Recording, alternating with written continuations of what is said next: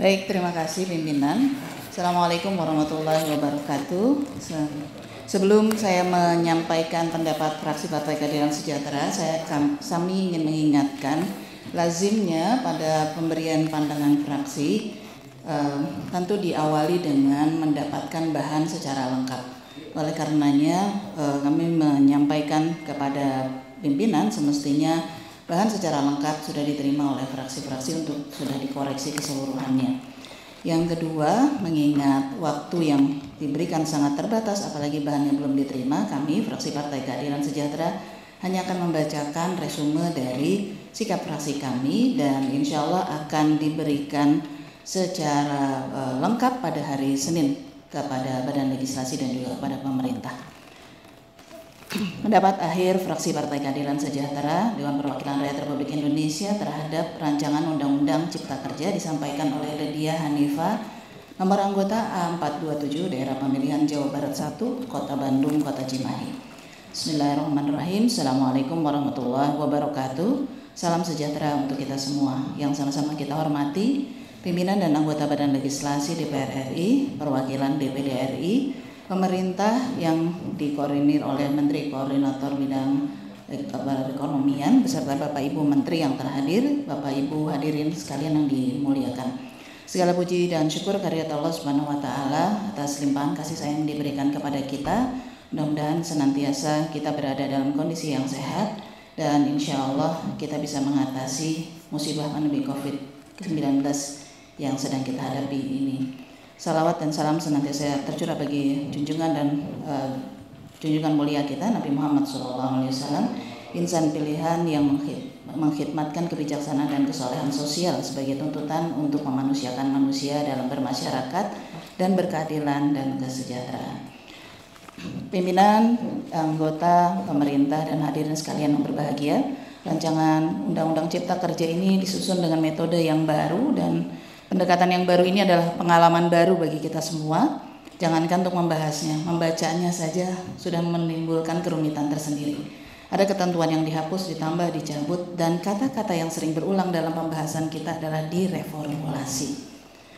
Arah dan jangkauan pengaturan dari rancangan Undang-Undang Cipta Kerja setidaknya berdampak pada lebih dari 78 undang-undang. Dengan demikian, fraksi Partai Keadilan Sejahtera menyadari bahwa substansi pengaturan yang terdapat dalam rancangan undang-undang ini memiliki implikasi yang luas terhadap praktek kenegaraan dan pemerintahan di Indonesia, sehingga diperlukan pertimbangan yang mendalam apakah dari aspek formil maupun material dari undang-undang tersebut sejalan dengan koridor politik hukum kebangsaan yang kita sepakati bersama.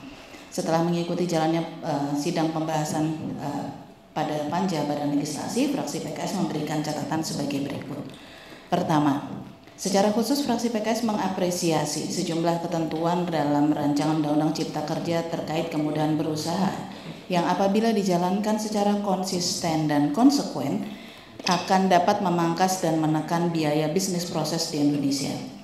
Fraksi PKS mengapresiasi kesepakatan Panja dan pemerintah yang menjadikan keputusan Mahkamah Konstitusi sebagai pagar dalam pembahasan, meletakkan kewenangan pemerintah daerah secara proporsional.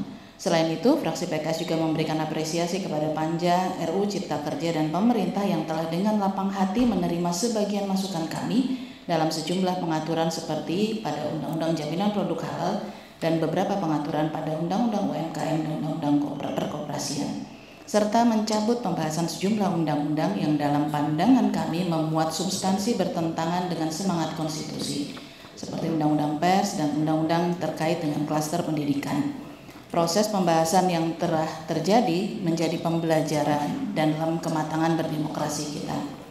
Kedua, pandang jauh dilayangkan, pandang dekat ditukikkan. Kita perlu memandang persoalan dengan keluasan wawasan, dalam dan cermat dalam pengaturan. Fraksi PKS memandang pembahasan rancangan Undang-Undang Cipta Kerja pada masa pandemi COVID-19 ini menyebabkan terbatasnya akses dan partisipasi masyarakat dalam memberikan masukan, koreksi, dan penyempurnaan terhadap RUU Cipta Kerja. Seharusnya pembahasannya bisa memberi lebih banyak peluang pada publik, ormas, pakar, dan elemen masyarakat. Banyaknya materi muatan dalam rancangan undang-undang ini semestinya disikapi dengan kecermatan dan kehati-hatian. Pembahasan DIM yang tidak runtut dalam waktu yang pendek menyebabkan ketidakoptimalan dalam pembahasan. Padahal undang-undang ini akan memberikan dampak yang luas bagi banyak orang. Ketiga, fraksi PKS memandang RUU Cipta Kerja ini tidak tepat membaca situasi, tidak akurat dalam diagnosa, dan tidak pas dalam menyusun resep. Meskipun yang sering disebut adalah soal investasi, pada kenyataannya persoalan yang hendak diatur dalam Omnibus Law bukanlah masalah-masalah utama yang selama ini menjadi penghambat investasi.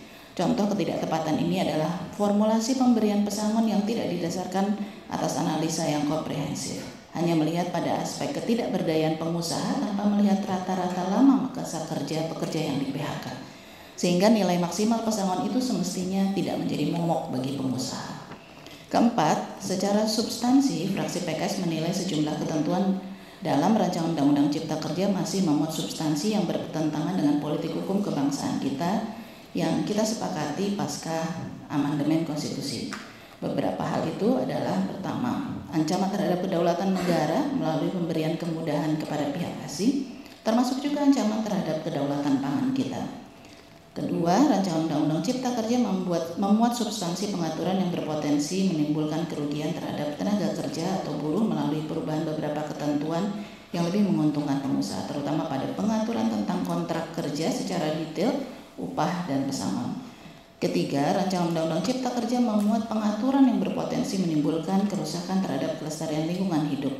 Dalam pasal 37 rancangan Undang-Undang Cipta Kerja terkait perubahan Undang-Undang Kehutanan, ketentuan penyediaan luas minimum 30% untuk fungsi kawasan hutan dari daerah aliran sungai dihapus, sementara fungsi ekologis dari kawasan hutan lindung terancam dieksploitasi untuk kepentingan bisnis dengan berubah ketentuan terkait pemanfaatan kawasan hutan lindung, termasuk juga kurangnya tekanan untuk melestarikan hutan pada pelaku usaha. Keempat, RUU Cipta Kerja ini berpotensi untuk melemahkan penegakan hukum dengan adanya pembentukan lembaga pengelola investasi. Berpotensi bertentangan dengan konstitusi karena substansi pengawasan yang menutup ruang pengawasan dan audit keuangan oleh Badan Pemeriksa Keuangan. Selain itu, ketentuan juga memberikan imunitas bagi pengurus dan pejabat pengambil kebijakan dalam LPI juga dikhawatirkan akan bertentangan dengan prinsip equality before the law, sebagaimana yang diamanatkan dalam konstitusi. Ketentuan pemberian imunitas bagi penyelenggara negara serta minimnya mekanisme kontrol dan pengawasan dalam sistem kelembagaan negara sangatlah berbahaya. Kita tentu tidak lupa pada pernyataan sekaligus peringatan dari Lord Acton, seorang pegawai hukum dan politik berkebangsaan Inggris. Power tends to corrupt absolute power corrupt absolutely. Karenanya dalam pembahasan kami selalu mengingatkan tentang potensial fraud dalam pengaturan ini. Kelima, kebijakan terkait pertanian di bidang pembenihan, pembibitan, importasi pangan, dan pembukaan akses bagi kapal tangkap berbendera asing tidak sejalan dengan kepentingan nasional dalam rangka pelindungan dan kemajuan petani dan nelayan. Yang keenam, rancangan Undang-Undang Cipta Kerja memberikan kewenangan yang sangat besar bagi pemerintah. Namun kewenangan yang besar tersebut tidak diimbangi dengan menciptakan sistem pengawasan dan pengendalian terhadap penegakan hukum administratifnya. Seyogianya apabila pemerintah bermaksud untuk mempermudah perizinan, maka sistem pengenaan sanksinya harus lebih ketat dengan mengembangkan sistem peradilan administrasi yang modern. Pimpinan, anggota Badan Legislasi, pemerintah, dan hadirin yang kami hormati, fraksi Partai Keadilan Sejahtera menyampaikan terima kasih kepada pimpinan dan anggota Panja dari semua fraksi yang sudah bekerja keras, pemerintah, tenaga ahli, yang pada akhirnya kemudian kita juga menyadari bahwa masing-masing kita harus menentukan sikap politik yang kami percayai dilakukan dengan saling menghormati sebagai keniscayaan demokrasi. Berdasarkan pertimbangan tersebut di atas, dengan memohon taufik Allah Subhanahu wa Ta'ala dan mengucap Bismillahirrahmanirrahim, kami fraksi Partai Keadilan Sejahtera menyatakan menolak rancangan Undang-Undang Cipta Kerja untuk ditetapkan sebagai undang-undang. Demikian pendapat mini fraksi Partai Keadilan Sejahtera ini kami sampaikan sebagai ikhtiar dalam mewujudkan keadilan dan kesejahteraan bagi seluruh warga negara Indonesia. Semoga Allah Subhanahu wa Ta'ala senantiasa memberikan kekuatan kepada kita untuk memberikan kerja terbaik bagi bangsa dan negara Indonesia.